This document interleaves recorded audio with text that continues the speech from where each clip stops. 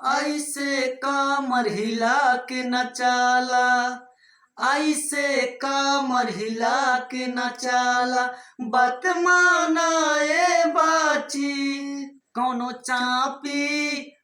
चापी तोहके खिया के 2 रुपया वाला टॉफी।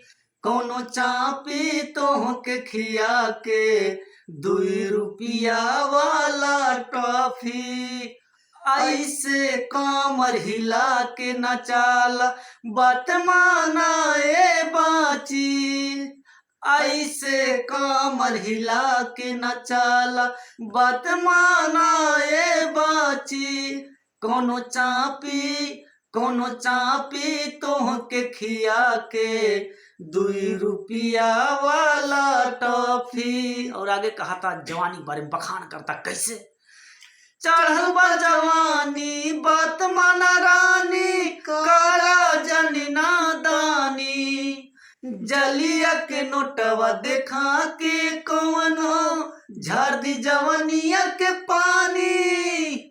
चढ़ल बा जवानी बात माना रानी, काला जनी नादानी। जलिया के नोटवा देखा के कौनो झाड़ दी जवानिया के पानी।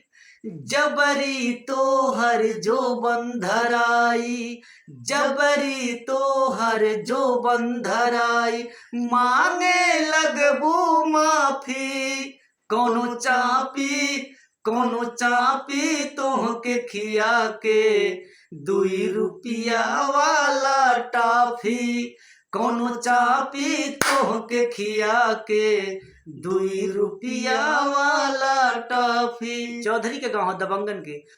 होल दबंगई हवा के चौधरी, तोहरा के दही समझाई। बहुते मौका याद दिला दी तोहर माई। होल दबंगई हवा के चौधरी, तोहरा के दही समझाई। पावते मौका याद दिला दी तोहर माई। गेहूं के दम पर कुर्मी कमल सवा, गेहूं के दम पर कुर्मी कमल सवा, लहंगा के ले नापी। गेहूं के दम पर कुर्मी कमल सवा, लहंगा के ले नापी। कौनो चापी तोहके खिया के 2 रुपया वाला टॉफी। कौनो चापी तोहके